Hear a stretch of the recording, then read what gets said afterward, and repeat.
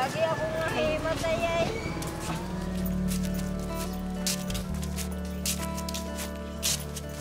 Paano niyo nakilala si Ate Concepcion? Pag-uwi ko dito, itong lumapit sa akin. Kinakabihan kung papayag sila magsama kami. Sabi, kung kami nagkakasundo, wala ba daw masamang tinapay? Eh, mabait na, malambing pati.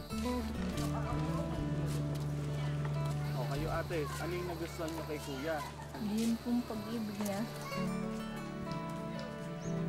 Ikaw ko siya. Sabi ko, I love you too. Tayo, ayos lang kayo tayo ng upo ha. Babayad siya sa akin ito, 20.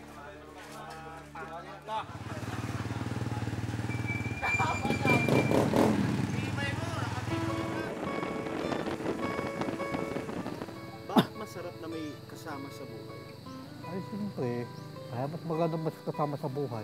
Silipin sa gabi pag tutulong. Kaya naisip ko, mas maganda may asawa.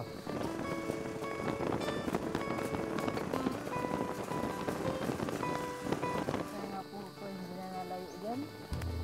Paano niyo inaalagaan yung isa't isa? Eh, pag kami nangangalakad, magkasama kami. Ang akong kalakal, bibinta ko sa mga mami ng kalakal. Pagbisan ay nakakasampung sako. Pagbisan ay pagsabing bakal, bote, plastic.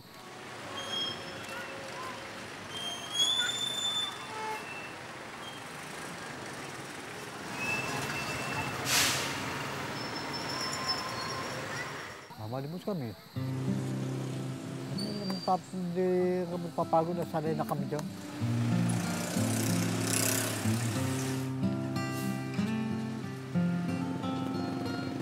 Ano yung nangyari sa'yo? Gawa ko nung aking tiyahin. Hinilot ang hinilot yung ganito, umurong yung gantong litid. Umurong na umurong. Pag ito sinusumpong at natutumba na lamang, sasabihin, ay magkakabisyo rin yan. Pinababayaan nakatumba sa ganito.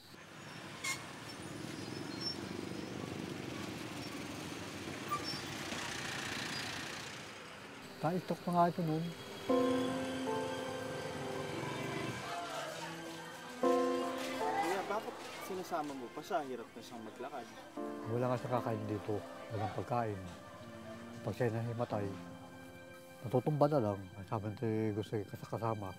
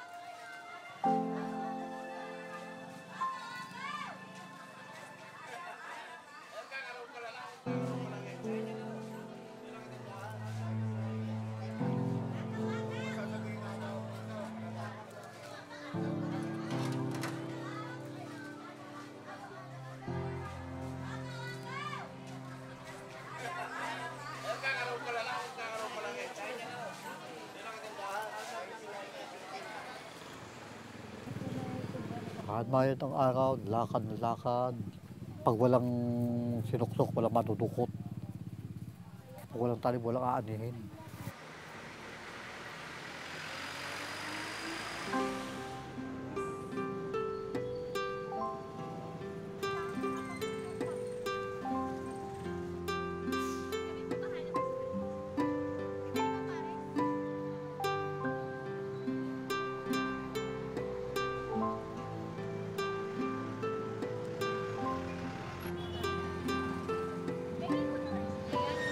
Para sa sakit ko ngayon, Philips eh.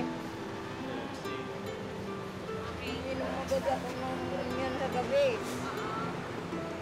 Ngayon lang kayo huli nakabili.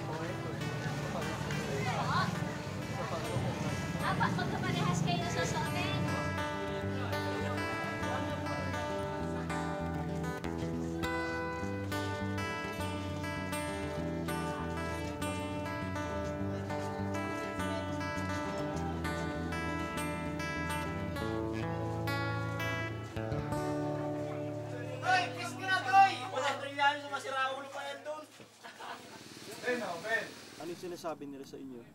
Naagawin daw po ako. Anong sinasabi mo? Hindi na namin inibig ka. Ay, huwag mo nang pagsin yan. Titigil din yan.